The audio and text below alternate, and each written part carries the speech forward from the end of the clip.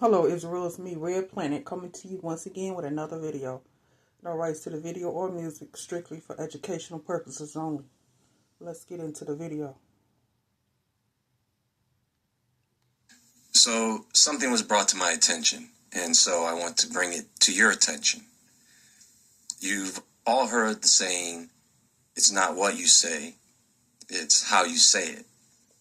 Well, sometimes in the case of the government, the way they say something can have us overlooking what they said. Folks, not too long ago I talked a bit about asteroids. It could have been in the video I did about the 2 moons. I'll link it up for you.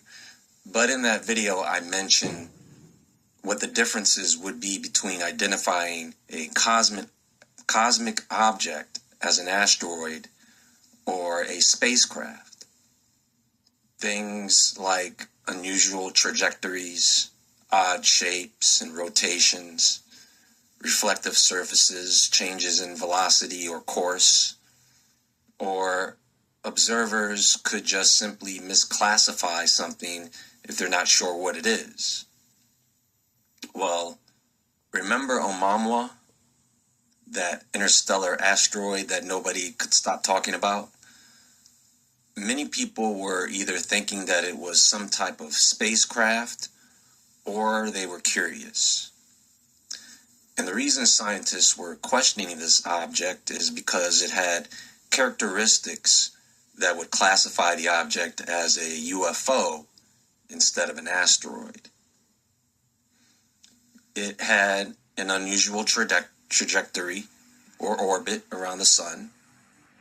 They said it was hyperbolic, meaning it just was passing through our solar system and wasn't going to come back around again.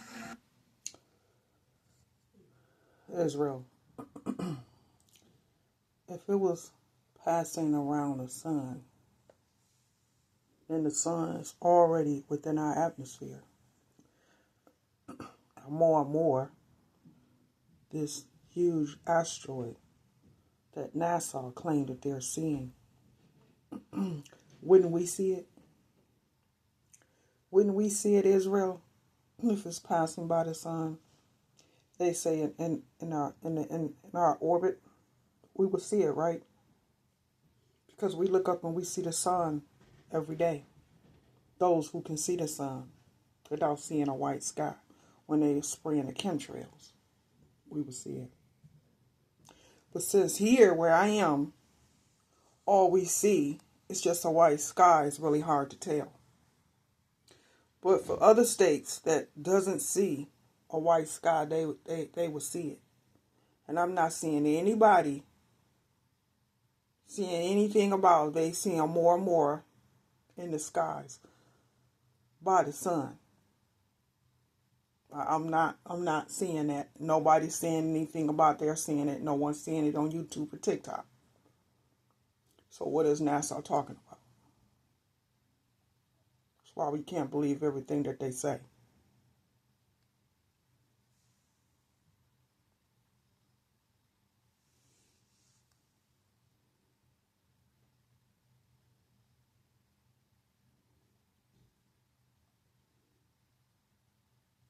And you see that they're messing with my channel. They say it was moving so fast that the sun could only cause its trajectory to curve a bit. Which is true, because you need a lot more energy to escape the sun than you need to fly towards it. But isn't this So more and more, this huge asteroid that's supposed to be by the sun, is it possible that it's getting energy from the sun? I'm just saying, since they're saying that they're seeing it. We're not seeing it. Nobody's saying anything about they're seeing it. A while back, we were seeing it, doing videos on it. But now, nobody's saying anything about this huge asteroid that NASA say they're seeing. Looking up in the day sky, you're not seeing it, nor at night. So how are they seeing it? Are they seeing it with the telescope? You know, Lucifer, the one they got that's in Switzerland. I'm just saying, it just don't make any sense because no one's talking about it. Exactly how we would send a probe out to a nearby star system? Wouldn't we rely on the forces of that star system to steer our probe? Is that the same way we would pilot a spacecraft to another star system? The thing was odd-shaped.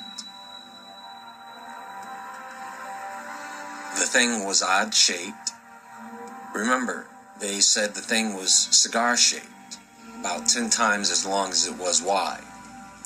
Well, first they said it was a rectangle. It was an oval. Then they said it was a circle, like a button, or like similar to a button, round. And I know a couple of people have did a video on it. So they giving it a lot of shapes on how they say now a more look. But we're not seeing it. Shouldn't we see it? If they're seeing it, we should see it. Not with a telescope, but with the naked eye. If it's orbiting around the sun. Later, they corrected that and said it was pancake shaped. Pancake shaped. It was 6. So now if it was pancake shaped, then we would see it. Because it would be extremely huge. Extremely huge. And it was supposed to land in the ocean part near Puerto Rico. Remember? Never happened, right? 6 by 6 by 1. That was a disc. Pancake shaped. Let me tell you something else. The thing kept changing speed, and it increased its speed once it had come close to the sun, which they didn't expect. They even tried to explain how that could happen. The surface was red and reflective. They went ahead and tried to explain that the best they could. So, according to the way we classify... And they're saying that they're seeing in Switzerland the celestial planets. Pluto's supposed to be lining up with Mars. All the other planets are supposed to be lining up behind the moon. Now you're saying you got a more supposed to be orbiting around the sun. Are they seeing this on a clear day? Because I'm sure if they're experiencing all this with the telescope, you bypassing all these chemtrails that they're spraying out in different states. But I'm quite sure that they're not doing it in Israel, in Switzerland. So that way they can see what they want to see. And I'm sure that if we had a telescope, we'd be able to see it too, right? When we are not being chemtrailed. But see, the chemtrail, the sky, keep from us seeing what they're seeing. Because if we saw what they're seeing, then we will put it on social media. Not that we'll be afraid, but we will put it on social media and on the news. Right, Israel? So they're not seeing this. This is old, and they're constantly bringing it up to continue to put us in fear. Because if this was a dish-like shape, like a pancake, we will see it. They're not looking at anything out in space, because their space is underwater. By objects in space, Oumuamua was a UFO. Now that was in 2017, and if you don't remember what Oumuamua means in English, it means a messenger from afar, arriving first.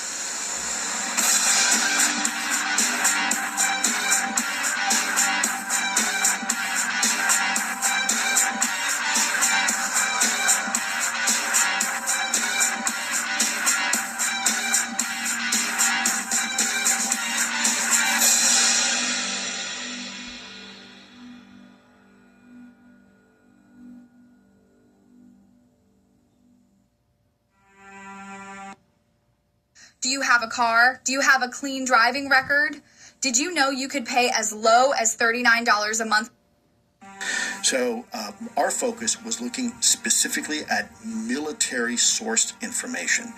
I was not focusing at all on what the private citizens were seeing, because at the end of the day, we couldn't use it. You can't do anything with it. And it seems like you got plenty of compelling footage from the military. Overwhelming. There's absolutely no doubt that we didn't have to look at civilian data, because we had better collection sensor systems from the military that was looking at stuff and giving us better insight. If you can't tell us about, can you give us some sort of an understanding of like what you're talking about? Yeah, sure. Without being specific? Yeah, let me see. Okay, yeah. There is a video, high-resolution video, of, I can't say what platform it was taken from, I can't say where it was taken from, okay, but an object that, do you know how large an offshore oil derrick is? They're huge, right? Yeah. They're like almost like a small city, right? They're like one city block. They're huge. They're enormous things. There is a video that shows one of these objects underwater that goes by, the speed was calculated between 450 and 550 knots underwater, and it was bigger than the offshore derrick that it was passing, because you could see in the video the offshore derrick, and you could see this thing zip right by it. Jesus.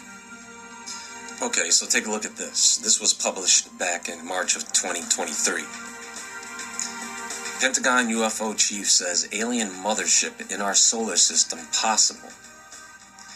There is a possibility that extraterrestrial motherships and smaller probes may be visiting planets in our solar system, the head of the Pentagon's Unidentified Aerial Phenomena Research Office noted in a report draft.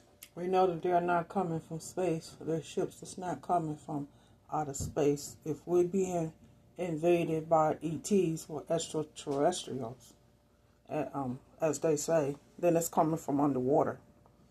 Them ships are coming out of water. Whether they're ships or drones, chariots, they're coming out of the water, because water is space.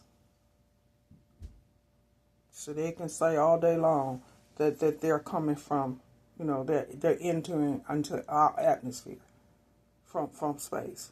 That is not happening. We all know that. We know that that's not true. It's coming from out of the water. But we ought to worry about what are they coming for, who they're coming for, because they're here for a reason. They just don't know what the reason is. Shared Tuesday. An artificial interstellar object could potentially be a parent craft that releases many small probes during its close passage to Earth. An operational construct not too dissimilar from NASA missions. Sean Kirkpatrick, director of the Pentagon's All-Domain Anomaly Resolution Office, wrote in a research report co-authored by Abraham Loeb, chairman of Harvard University's Astronomy Department.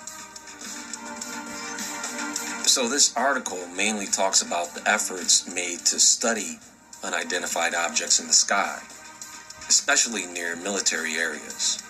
So they created the AARO in 2022, led by Dr. Sean Kirkpatrick.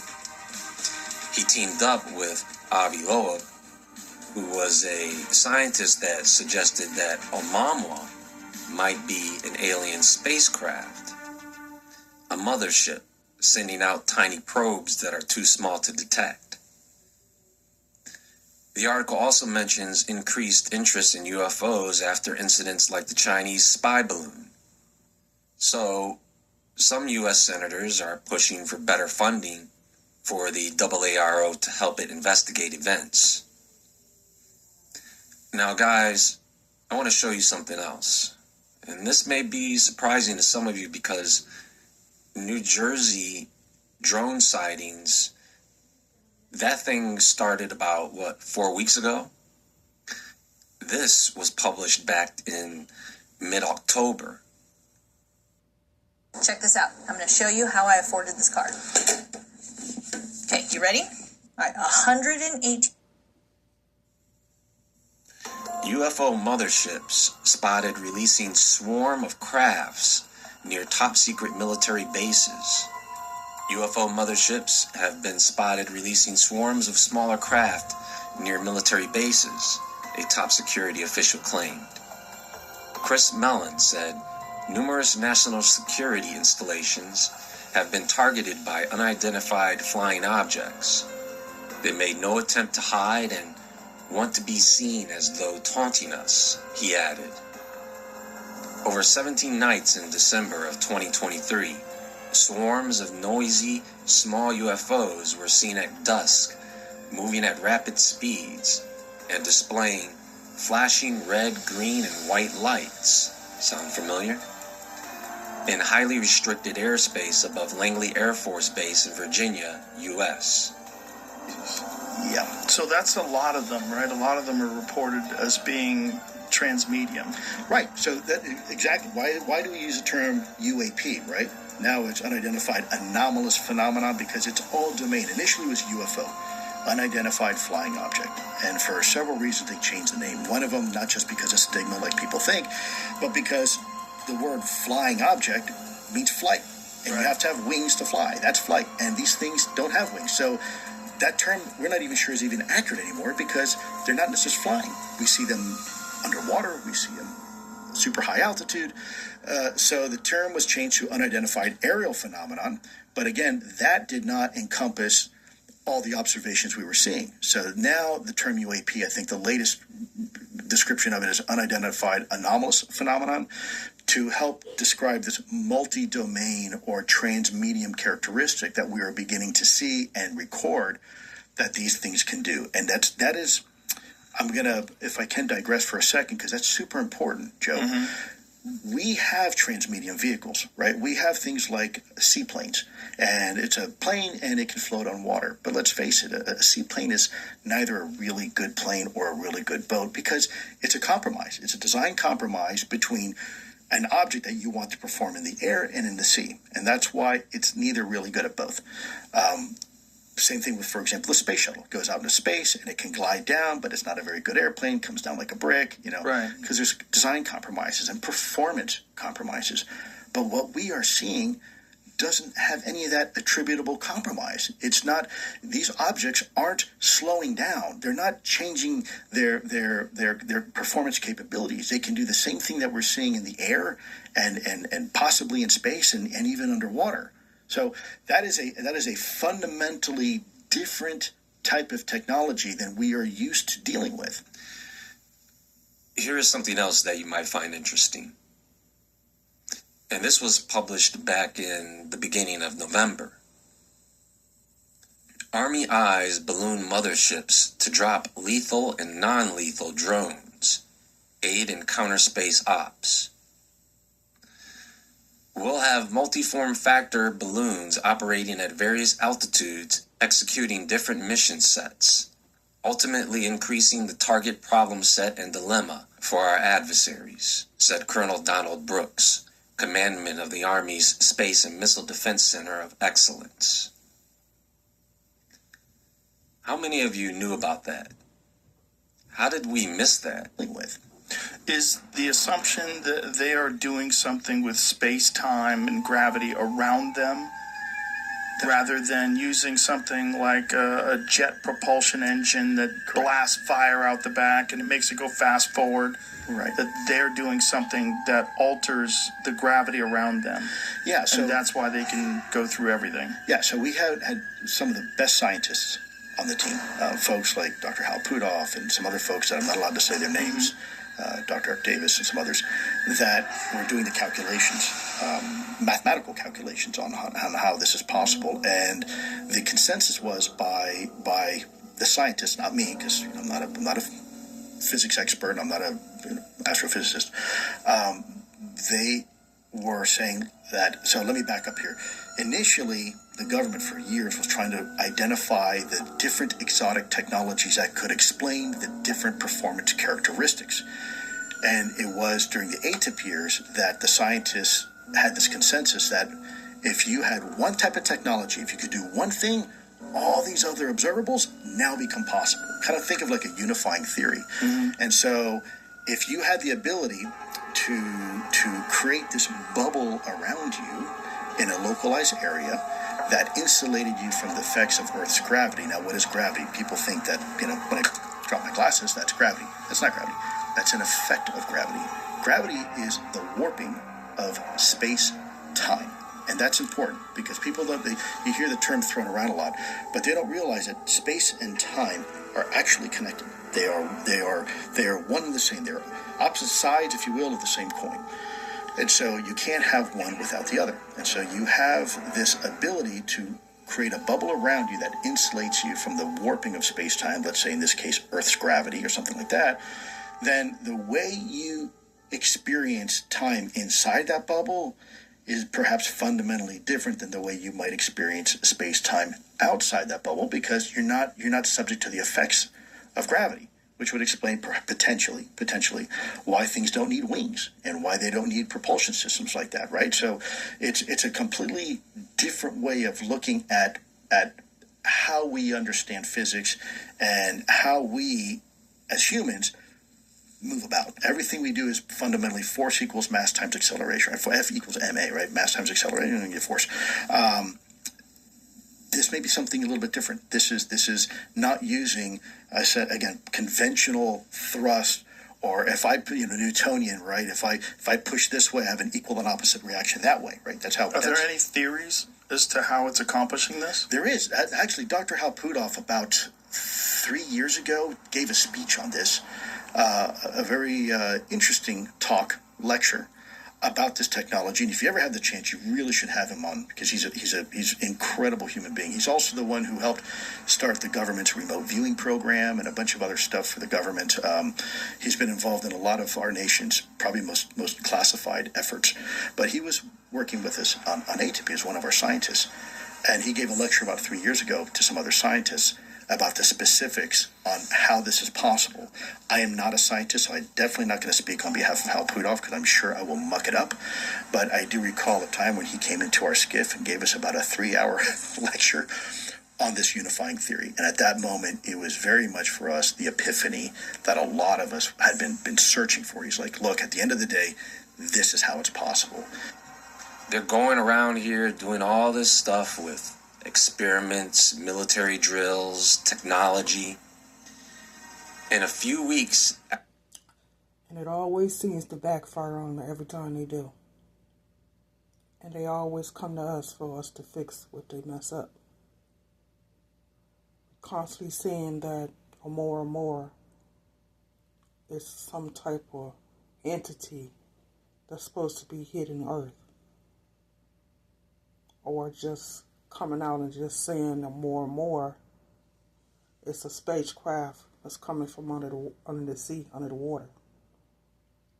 You're not going to tell us that, but now we know. We know now. We know that what they're telling us is not true. We know that nothing can get in and out of the firmament. So we know that space is underwater. And we see them, spaceships coming up out of the water. We're seeing drones flying over the water. We're seeing chariots, or they are seeing chariots coming from out of the water. Everything is coming from out of the water. Nothing is coming from outer space. And they've been telling us for so long, Israel, but they can't hide it no more, because now we know. After that, we asked them, hey, what's up with these drones? I don't know. Beats me. Then we have this story about Luis Elizondo revealing a photo of a mothership in Romania in 2022. And they later made him go back and say it was faked. Do you see? Do you see, folks, how stupid? So that's why I said we can't believe anything that they say. Nothing. Not anymore. They think we are? They truly believe that we are morons. The point is, the word mothership has been making its rounds. You know, it's kind of like when words get circulated and put out into the ether. The manifestation of this comes out in strange events. But not just one event, several. With everything that has been happening over the past several years, could we put all those things together as their method of preparing us for some type of arrival? Have they been hinting at a mothership on its way here? Because if Omamwa... I think the mothership or ships are already here. And sometimes they're making themselves visible to them to let them know that they are here. That they have already arrived. This is what they're seeing coming out of this water. All these oceans we see. They're already here. And they're making themselves visible every day. Was the first to arrive, then what's next?